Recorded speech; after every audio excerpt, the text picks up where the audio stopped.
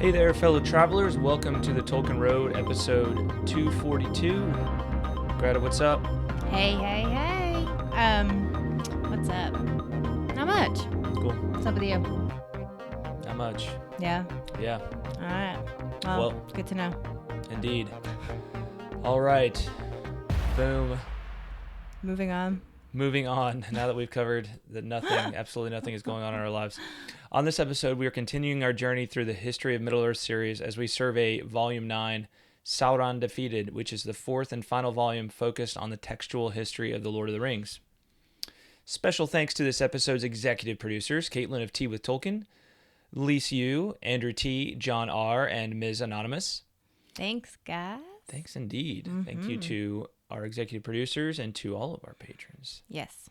You too can become a patron of the Tolkien Road by visiting patreon.com/TolkienRoad. Becoming a patron lets you support the show in a tangible way and land you some awesome perks, like audio recordings of my two books, Tolkien's Requiem and Tolkien's Overture. So check it out now. Patreon.com/TolkienRoad. All right. Also, iTunes and other whatever platform you listen on, don't forget to subscribe, rate, and review us over there. Help us out. Help get the word out. And by the way, we are currently sitting at 291 ratings on iTunes with a 4.5, 4.6 star average rating. So if you are a 5-star Tolkien Road fan and you haven't yet left your rated us on iTunes, help us get to 300 ratings by the next episode, right? So go over there. It's so easy, right? All you got to do is look at, scroll down to like the bottom of your podcast feed when you're listening to us and just, click 5 stars. And that'll help boost our average rating as well while you're at it. So, because let's be honest, this is a 5-star podcast. For sure. Right? Yep. So, or at least if you think it is, then go over and tell the world that you think it is. So, YouTube. So it's time for our weekly Tolkien Road Air 5 for all of those watching us on YouTube. So here we go. 3, 2, 1. Whoosh. Nice. I don't think your hand got in it, by the way. We have to do that again. Either. Sorry. 3, 2, 1. Whoosh. There we go. All right. So hopefully you were doing that right back at us. Yes. You too can be a part of the weekly Tolkien Road Air 5. Just head on over to YouTube where this episode is posted. And while you're at it, subscribe and click the notify bell for our channel. Or leave us a comment. We love hearing from people over there. We love hearing from people regardless, but YouTube is a nice place because it's nice and easy to reply right over there too on a particular episode. And by the way, we just passed 600 subscribers on YouTube, and we want to get to 1,000 as quickly as possible. Because at 1,000, we can start doing some really cool stuff, and regular live streams will start to feel a little more feasible, right? So head on over and subscribe to the Tolkien Road YouTube channel so we can start doing even cooler stuff over on YouTube. Mm-hmm. So yes. All right. Stick around to the end of the episode for correspondence. Greta? Yeah. Ready to explore Sauron Defeated? You know what? I am. All right. I love anything with the word defeated in it. Mm-hmm. Mm-hmm. Cool. It's going to be good. All right. Okay. Let's do it. Especially Sauron being defeated. Right? Come on. Who likes that guy? Just a complete embodiment of evil. Ever since what he did to Gollum, I'm just like, you're such a jerk. Total jerk. Jerk of jerks. He deserves everything that's coming to him. That's right. Mm-hmm. All right. Sauron Defeated is the 9th volume in the History of Middle-earth series and the 4th volume in the subset collectively known as the History of the Lord of the Rings. It was published in 1992. The last volume, The War of the Ring, left off with an early version of the last chapter in Book 5, The Black Gate Opens. Sauron Defeated picks up essentially where Book 6 begins, with Tolkien plotting out the story of Frodo and Sam in Mordor. However, the direct textual history of The Lord of the Rings actually only takes up about a third of this book. The rest of the text is divided into 2 additional parts that focus on the late 40s work that Tolkien put into developing the legend of Númenor. Here's what Christopher has to say overall about this volume. I'm the king of smooth transitions. All right. So this is Christopher. When The Lord of the Rings had still a long way to go, during the halt that lasted through 1945 and extended into 1946, the Return of the King being scarcely begun, my father had embarked on a work of a very different nature, the Notion Club Papers. And from this had emerged a new language, Andunaic, and a new and remarkable version of the Númenórean legend, the drowning of Anadune, the development of which was closely entwined with that of the Notion Club papers. To retain the chronological order of writing, which it has been my aim to follow, so far as I could discover it, in the history of Middle-earth, I thought at one time to include in Volume 8, first, the history of the writing of the Two Towers, from the point reached in the Treason of Isengard, and then this new work of 1945 and 1946, reserving the history of the Return of the King to Volume 9. I was persuaded against this, I am sure rightly, and thus it is in the present book that the great disparity of subject matter appears, and the great difficulty of finding a title for it. My father's suggested title for Book 6 of The Lord of the Rings was The End of the Third Age, but it seemed very unsatisfactory to name this volume The End of the Third Age and Other Writings, when the other writings constituting 2/3 of the book were concerned with matters pertaining to the Second Age, and to whatever age we find ourselves in now. Sauron Defeated is my best attempt to find some sort of link between the disparate parts, and so to name the whole. So Christopher came up with the title. Right. Okay. So in this case, it wasn't wasn't something that Tolkien had thought of using at one point himself, at least not that I remember, but I think this was Christopher's own idea as to what to call this volume. And, so it really, what we see is that it has a dual meaning, right? Because yes, Sauron is defeated at the end of Lord of the Rings, obviously. Mm-hmm. But he's also defeated at the end of the Legend of Númenor, right? It's not a final defeat, but like it is in the end of the Lord of the Rings, but he is defeated in a very for a very long period of time. He is defeated right. in the Legend of Númenor. Right. Right. So that's where the title comes from, of Sauron Defeated. Gotcha. All right, so the table of contents consists of 26 chapters divided into 3 parts. Those parts are Part 1, the end of the Third Age, which goes from the Tower of Cirith to the epilogue. Part 2, the Notion Club papers. Part 3, the drowning of Anadune. So those are the 3 parts, and then there's illustrations. There are 14, including further sketches of Orthanc and Dunharrow. But because of the thematic division in this volume, we will be tackling this volume in 2 parts. This episode will focus upon the portion directly relevant to the Lord of the Rings. And then on the next episode, we will take a closer look at the Notion Club papers and the drowning of Anadune. Who is Anadune? Anadune? Yeah. It's like an early name of Númenor, right? Oh. Yeah. Okay. Yeah, so that's where like the language Anadunic or Andunic comes from, right? Oh. Or Dunedain, right? Related to that word, right? Yes. Okay. Yeah. Gotcha. All right. So let's look at some of the highlights from Part 1, which concerns the Lord of the Rings, the textual history of the Lord of the Rings. Yeah. So the first chapter of Part 1 is entitled The Story of Frodo and Sam in Mordor. It essentially traces the development of the Mount Doom climax from Tolkien's initial conception of it in 1939, when Frodo was still Bingo. There are some interesting directions Tolkien almost went with this portion of the story. For example, this passage. Perhaps better, and again, this is in Tolkien's kind of like thinking to himself voice, so don't get confused by that, all right? But so he's kind of like thinking out loud, like thinking down on paper about what he wants to do with the story. Not the actual story. It's not him trying to write out the actual story. It's him thinking, like kind of taking notes, right? Gotcha. Perhaps better would be to make Gollum repent in a way. He is utterly wretched and commits suicide. Gollum has it, he cried. No, Gollum has it, he cried. No one else shall have it. I will destroy you all. He leaps into crack. Fire goes mad. Frodo is like to be destroyed. Nazgûl shape at the door. Frodo is caught in the fire chamber and cannot get out. Here we all end together, said the ring-wraith. Frodo is too weary and lifeless to say nay. You first, said a voice, and Sam, with sting, stabs the Black Rider from behind. Frodo and Sam escape and flee down mountainside, but they could not escape the running molten lava. They see eagles driving the Nazgûl. Eagles rescue them. And he goes on to say, make issue of fire below them so that bridge is cut off and a sea of fire bars their retreat while mountain quivers and crumbles. Gandalf on White Eagle rescues them. Again, the sentence, he is utterly wretched and commits suicide. Against the sentence, he is utterly wretched and commits suicide, referring to Gollum, the elder Tolkien subsequently wrote no. So he's like, no, I'm not going to have Gollum commit suicide. Yeah, that would be pretty. At least not intentional suicide. Right. So if he were to do that, I'm just wondering, is the ring still destroyed in this scenario. Yeah, I think that was kind of the idea, is that he commits. It's Tolkien says a lot in a few short lines there. So at first he has this idea of Gollum repenting, and so is he saying that he kind of repents in a way by committing suicide with the ring. With the right? ring, okay.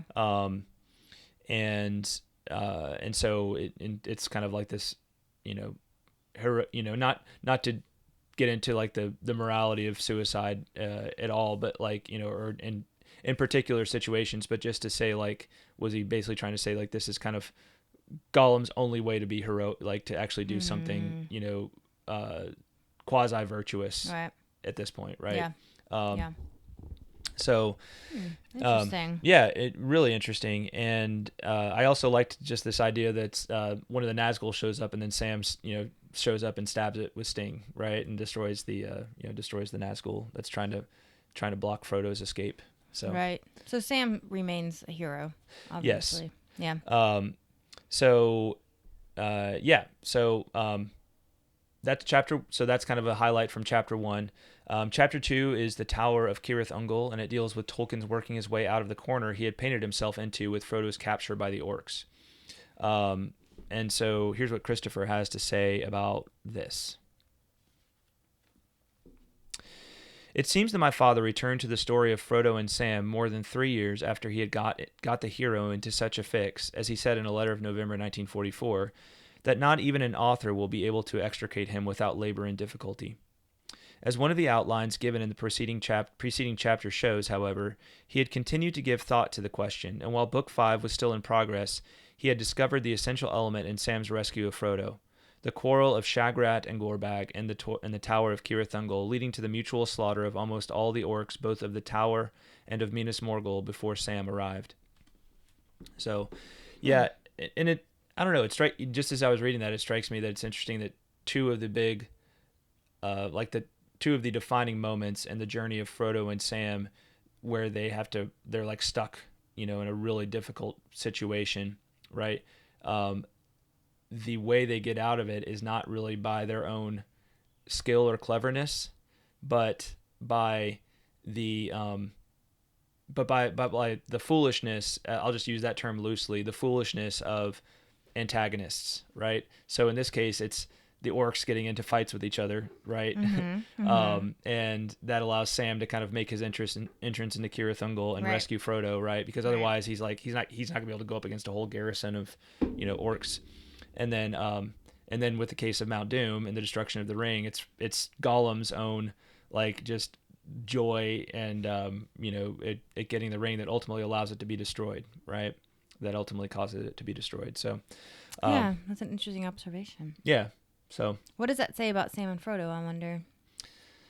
I mean, I don't know that it necessarily changes the way we view Sam and Frodo. It's just something I'm trying to kind of call out as being an interesting narrative, like, I guess an interesting way of Tolkien doing, constructing the narrative, right? That these aren't, I guess what it says about Sam and Frodo is that they're not these,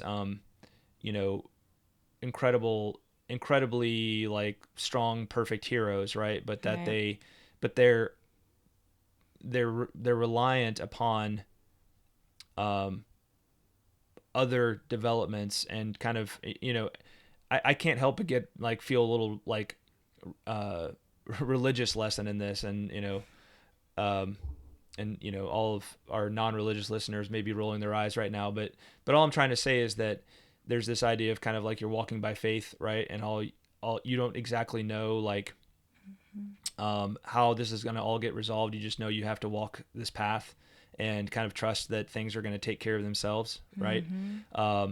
And I think that's probably, I don't think Tolkien would have denied that insight, right? I don't think he would have said, no, that's not at all what's going on. I think as a man of faith himself, he probably would have been like, yeah, I think that's right. Right. No, I agree. I totally agree. And I think you're right. I think it says about Sam and Frodo that not only were they, that they were kind of in tune, right, with what was going on around them, and they recognized, those little gifts when they came, and they capitalized on them, right? Yeah. It just makes me think of that little parable about how that guy who drowned, right? And he like is in a lifeboat and he's sinking, and he ends up drowning because he didn't recognize that someone comes by to save him in a boat, and he says, no, thank you, I'm God's gonna save me. And then God sends a helicopter, and he's like, no, God's gonna save me. Right.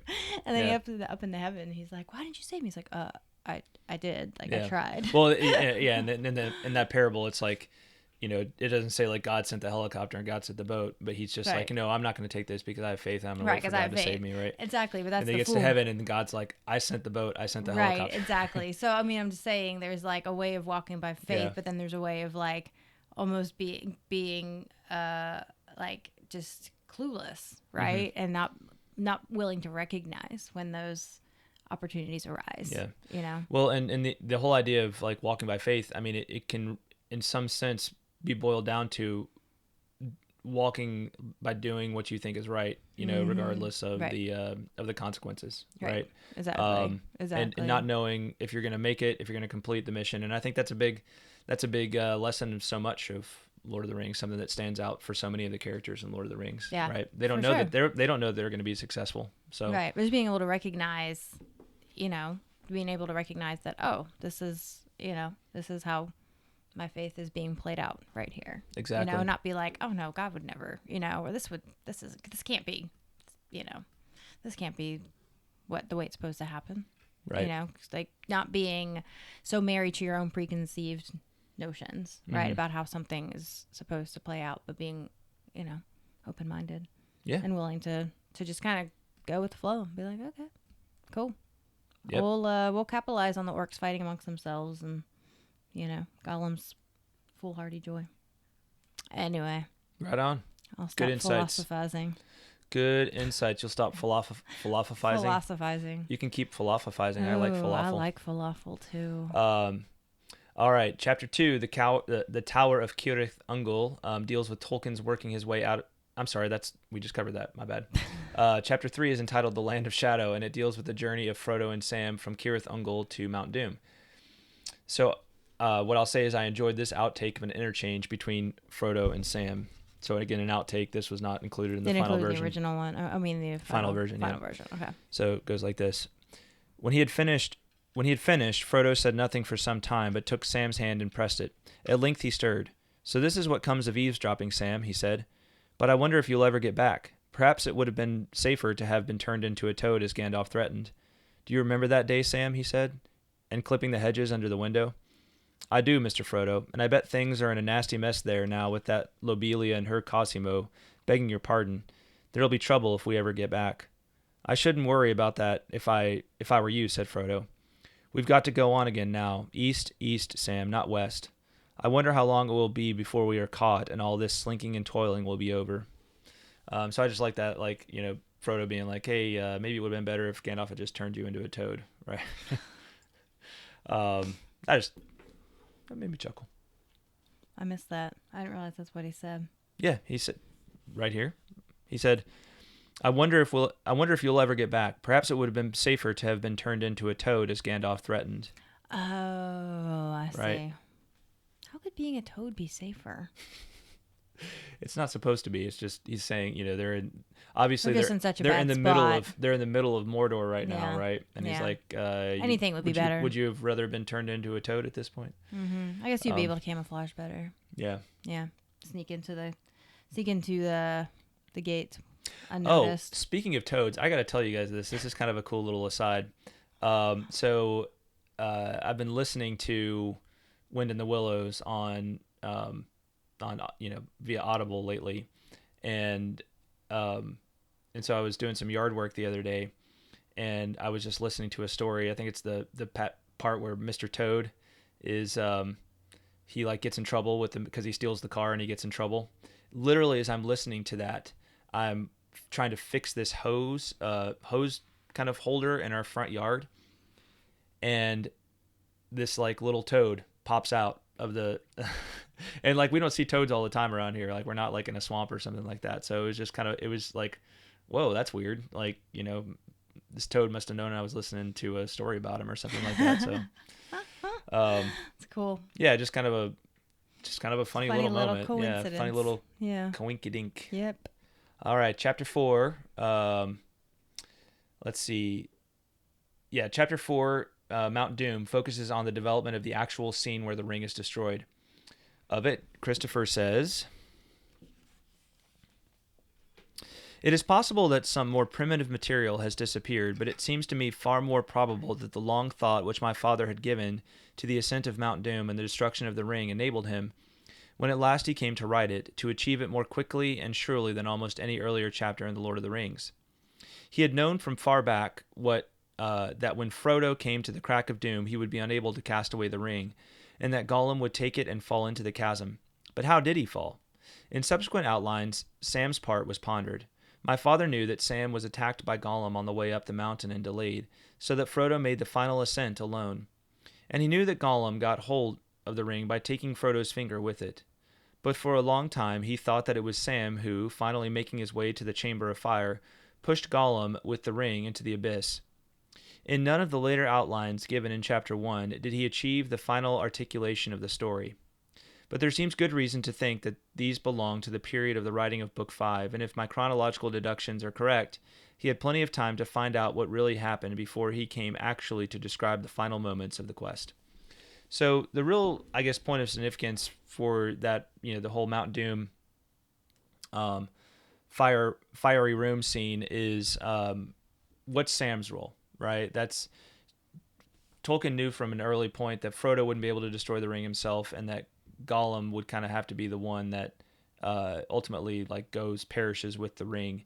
But it wasn't clear exactly how Sam would play onto all that, and first of all, how that would happen with Gollum, and then second of all, what role Sam would play in that. So that's the thing that was the sticky point of this particular scene. Chapter 5 focuses on the field of Cormoran. For this chapter, I was really interested in the development of Sam's astonishment at seeing Gandalf alive. Of course, that famous scene, one of my favorite scenes in the whole book, in all of literature, is is everything sad going to come untrue, right? That line from Sam just always makes me tear up a little bit. And it's interesting to note that Christopher says this: "Another difference in this manuscript, which survived long into the final typescript of the chapter, was the absence of Sam's expression of astonishment at seeing Gandalf at his bedside." So apparently that didn't find its way in until very late in the process, right? Sam's astonishment there. So wow. Interesting little note, but I think what we're finding is so much about what I think can make a work truly great are those, when you've got the draft done and you're able to just go back and really be okay, now how do we make this really awesome, right? Little touches. I think there's a creative lesson to be. I know that's true again in my own experience, especially when I'm writing a song, it's and you got kind of the sketch. Finally, you got the lyrics sketched out, and you got kind of the structure sketched out, and just being able to go back and tightly kind of hone, fine tune, all the different points of it until you get to something you're just yes, that is how it's supposed to be right there. That hits all the right notes, everything that I kind of sensed that this should be, right? Yeah, it makes sense too. Yeah. I mean, you think about building anything, right? I mean, you first get the foundation, and then you get the framework, and then it's all the final touches, that make it special and unique. So it's, it's something to be said for not being a perfectionist on the first time around, right? Just get down the high points, the stuff that you definitely have to have in there, and you can go back and fine tune. Word. Yeah. Word. And sometimes that's easier because you don't have, I'm not a writer in any sense of the word, but I do like to cook. And I feel like it's just, it's kind of the same thing, right? You have your must-haves, right? Well, I want to include these ingredients, and then you just kind of taste and season and whatever. That's kind of what Tolkien's doing here. He's seasoning it, right? With those little touches. And then it takes some of the pressure off because you already have the main dish mostly done, right? Yeah. You just got to finish it off. Make it perfect. Absolutely. Yeah. That's really interesting to me that scene is kind of an add-on because it seems so crucial to me. I know. It just seems so without it, it would almost be it just would change the tone, I feel like, a lot. Yeah. I mean, there's a lot that happens in that chapter. There's so many different like kind of ways in which loose ends are tied up, and Tolkien was probably more focused on like how do I make the big scene of Frodo and Sam being kind of congratulated by all of the people of Gondor, and celebrated by all the people of Gondor. That was probably more in focus than just this quieter moment where Sam wakes up and realizes that Gandalf's alive when he thought he was dead, right? But again, it's those little touches that really elevate it. Absolutely. Yep. All right, chapters 6 through 8 are very short chapters. We start to see with these that as Tolkien composed the denouement of his great epic, things began to flow fairly smoothly, and there aren't a lot of significant differences between the early drafts and the final version. However, chapter 9 focuses on the Scouring of the Shire. There are a lot of differences here from the final text, and this is probably the longest chapter in part 1.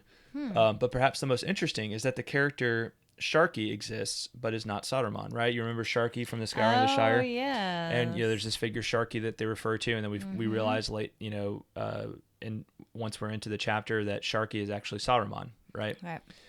But Christopher gives a long version, like early version of the Scouring of the Shire, and Sharky is frequently referred to, but there's no indication, and he actually shows up, but there's no indication that it's Saruman, right?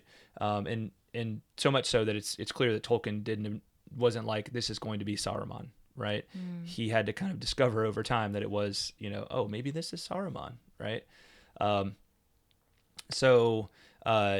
fact, it appears at first that he's simply like kind of the boss ruffian. He's just another like guy, like man who shows up and is, cracking heads, or maybe he's, a hobbit, a bad hobbit, right?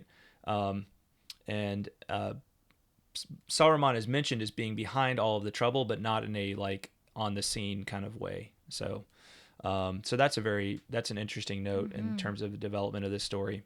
And like I said, this is one of the more interesting chapters in terms of its overall development, because it represents in itself something of a short story within the denouement of the greater story, right? That's the Scouring of the Shire is always an interesting thing to talk about, because you don't normally get.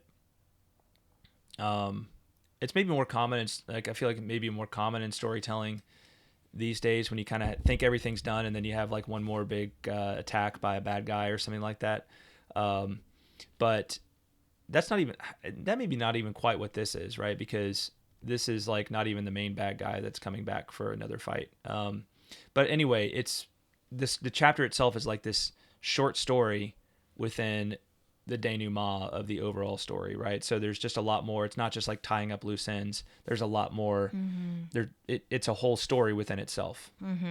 Yeah. So that's what makes it one of the more interesting and long chapters in the book here. Probably took a little more development on Tolkien's part. And then chapter 10 is the Grey Havens. Perhaps the most interesting thing to note here is the matter of the title of the Red Book of Westmarch. This is really cool. So basically, Tolkien kind of sketches out different possible titles for the Red Book of Westmarch. So this is what Christopher says. The title page of the Red Book of Westmarch first appears in Manuscript B, with Bilbo's titles written one above the other and all struck through, which was the meaning of the word "so" and crossed out one after another. So here's what they are: Memoirs of an Amateur Burglar, My Unexpected Journey, There and Back Again and What Happened After, Adventures of 5 Hobbits, The Case of the Great Ring, compiled from the records and notes of Bilbo Baggins and others, What the Bagginses Did in the War of the Ring, and then here Bilbo's hand ended and Frodo had written The Downfall of the Lord of the Rings and the Return of the King, as seen by Bilbo and Frodo Baggins, Sam Gamgee, Merry Brandybuck, Peregrine Took, supplemented by information provided by the wise. And then the typescript that followed B, the following was added, together with certain excerpts from books of lore translated by Bilbo Baggins and Rivendell. So I think I'm onto something about the whole frame narrative for the Silmarillion. Should involve all of them, right?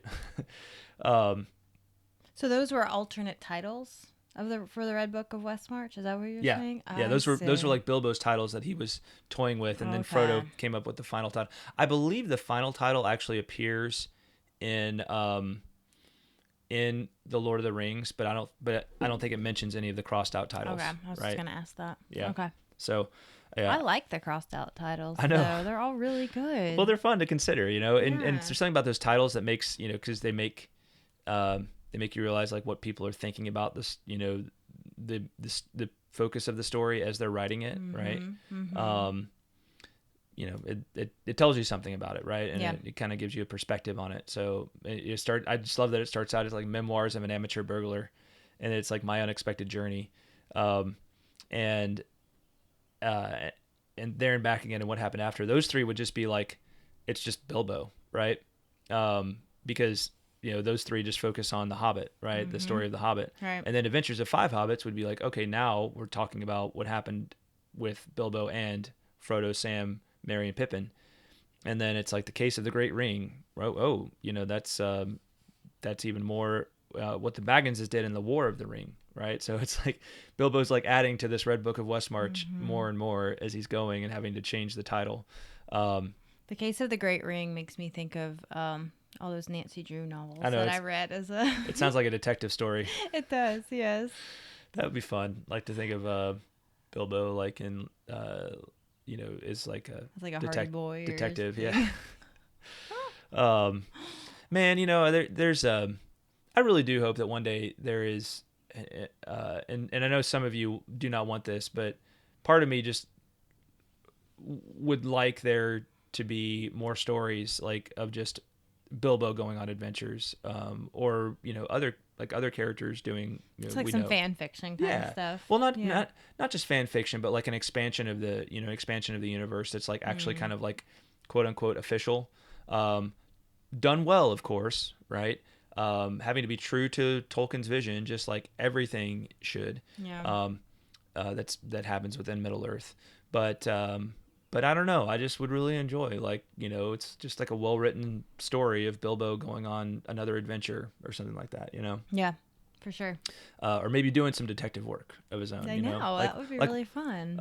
yeah, I don't know what it would be, but it would just be fun. I mean, you got like all this time that elapses between The Hobbit and Lord of the Rings. Surely there's a lot of cool stuff he did during that time period. Yeah. Yeah. So I agree. Well, and I will say playing the Lord of the Rings online game gives you some of that, right?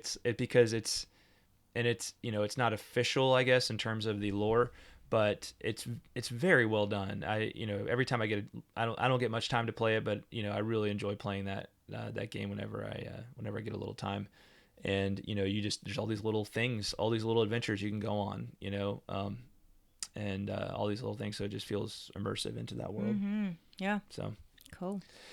Yeah. So, and then the last chapter of part 1 is the epilogue. And here's the thing. We actually did an entire episode on this chapter back on episode 142, because this is the epilogue to The Lord of the Rings that was left out of the final version, right? So we're not going to talk about that at all in this episode. You're just going to have to go back to episode 142, which we'll link to in the show notes, and you can listen to it over there if you haven't already listened to it. So yeah, that's our survey of Sauron Defeated part 1. Okay. As always, this is just an overview with a few highlights, so make sure you get a copy of the book and dive in yourself. Yes. Word. Boom. Boom, boom, boom. All right, correspondence time. Oh, fun. All right, first piece of correspondence comes from David Bates of Pints with Jack, and we asked him for a little help on pronouncing Pembroke last week, and it turns out I was correct. Right, I think I probably said it more like Pembroke, but it's Pembroke. So he said Pembroke, correctly pronounced. Awesome. At least I didn't butcher it as much as Maudlin, right? So thanks, well David. Well done, you. Thanks for letting me know and doing the research for me that I probably could have easily done myself by just going to YouTube, by just looking it up on YouTube. But well, I don't know. I feel like it feels a little more official to come from that's David. Exactly what I was gonna say. It just carries more weight coming from David. Because you can find, this is like Captain Obvious statement, but you can find bad information about how to pronounce certain. I was actually looking up something the other day, and maybe it was the word cosmogony, because I always like, even though I've used that term so many times, I always have to remind myself when it's been a long time, is it cosmogony or cosmogony? And I think I looked that up, and the first thing that came up was cosmogony, and I was like, I don't think that's right. And then I kept looking, and I'm like, okay, no, it is cosmogony. Okay, so even Google with all of its crazy algorithms isn't always right. So PSA. lesson learned. That's right. Public service announcement for if you you this read week. it on the internet, it doesn't automatically mean it's true. Yes. Just saying. Yes. That's you learn important things from listening to our podcast. You do. Yes. All right. Thanks, David. Thank you. Next up is an email from Marilyn the librarian on May 17th entitled Spiders and Such. Ooh. So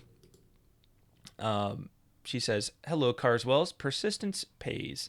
Despite the difficulties of the history of Middle-earth, you are bringing up interesting nuggets for us to mull over. Oh, good. Yeah, That's good. That's good to hear. Yeah. Yes, Lord of the Rings does make it clear that Shelob is Ungoliant's offspring. After Frodo has cut the webs and flees toward the pass, Tolkien writes a bit more about Shelob, including this. But none could rival her, Shelob the Great, last child of Ungoliant to trouble the unhappy world. Let me interject right here and say, first, thanks, Marilyn. And then we also had a note on a YouTube comment from Tom M., who's one of our patrons. And he said, yes, he confirmed it too. He was like, I don't have the citation right in front of me. But yes, it's Shelob is referred to as Ungoliant's child in Lord of the Rings. So we had two confirmations. So, but let me continue with Marilyn's letter here. In letter number 70, he wrote to Christopher, do you think Shelob is a good name for a monstrous spider creature? It is, of course, only she plus lob equals spider, but written as one, it seems to be quite noisome. I can't recall where this fits in the chronology of what you shared with us today, but it seems that by that date he dropped the idea of naming Shelob Ungoliant, or thinking they were one and the same. Yeah, I'm not real sure where it falls into that whole chronology, but that seems about the right timing, because I feel like he was writing about that in like the 1943, 1944 sort of period. She goes on, I found myself wondering if Tolkien knew that Denethor had been using the Palantir when he first wrote that scene you read, in which he was so much kinder to Faramir. If he didn't know, that might go some way to explaining why Denethor was so nice at first and later became so cold in his growing despair. Yeah, that's possible. Yeah, because I guess what she's saying is that he would have had the despair would have already been in him if he had the Palantir, been using the Palantir, right. already. Yeah, that makes sense. So she says, I eagerly await Greta's rereading of the Akalabaith. Yes, we will. I do have that on our list here now. So.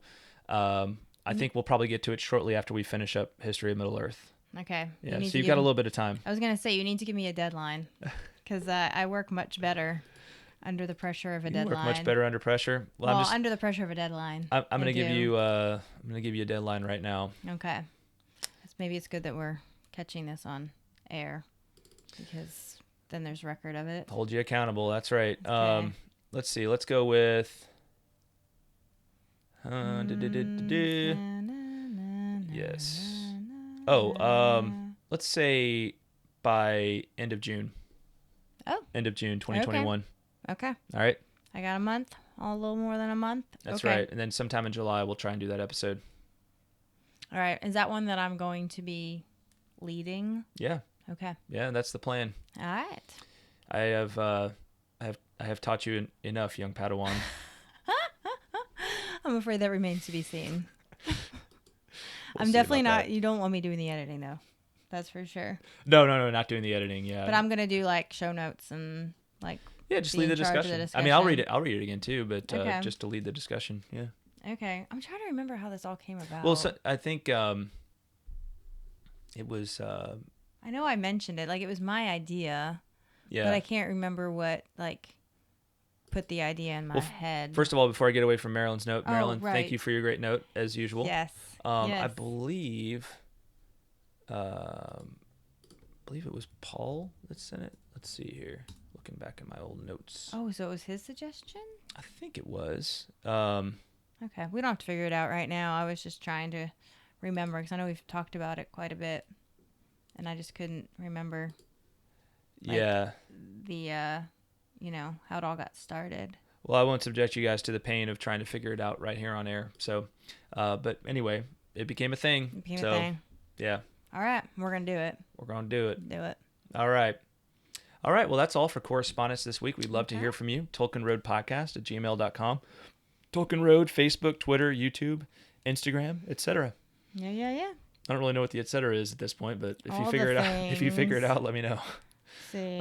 If you send us a note and it gets to me, then I will then it will definitely go into our mailbag for potential reply on air. All right. On our next episode, we will cover part 2 of Sauron Defeated, which focuses on the Notion Club papers and the mid-40s development of the history of Numenor. So I am looking forward to that. Yeah, it sounds good. All right. I love anything that has to do with Numenor. Absolutely, me too. Mm-hmm. Look at you now. You're all about Numenor all of a sudden. Numenor. I like gonna Numenor. become a Calibaith. This will be good for you. You know, when the show comes out, now you'll really know what you're talking about. That's true. And all the world is being like, Numenor's cool, and you'll be like, I already knew that. I've been there, done that. You'll just walk around with a shirt that says, "Ask me anything about Numenor." Or I love Numenor before it was cool. That's right. Yep. Okay. Numenorian nerd. Oh. Numenerd. Ooh, Numenerd. Copyright. John Carswell. That's right. What is today? May 21st, 2021. Okay. Done. Boom. Send me all of the money for all the proceeds. All right. That might need to go on a t-shirt that we sell in our e-shop. Numenerd. Numenerd. All right, y'all. That's all for this episode. Thank you to our amazing patrons, especially the following: Caitlin of Tea with Tolkien, Lise U, Andrew T, John R, Ms. Anonymous, Shannon S, Brian O, Emilio P, Zeke F, James A, James L, Chris L, Chuck F, Azia V, Ish of the Hammer, Teresa C, David of Pints with Jack, Jonathan D, Eric S, Joey S, Eric B, Johanna T, Mike M, Durenair, Robert H, Paul D, Jacob S, and Julia, as well as all those celebrating their patron anniversary in May: Ms. Anonymous, Joshua Y, Donna S, Rebecca R, James R, and Ty M. Thank you all so much. Yes, thanks, guys. Thanks for listening, everybody, and we will talk at you next time. Bye, y'all. Bye-bye.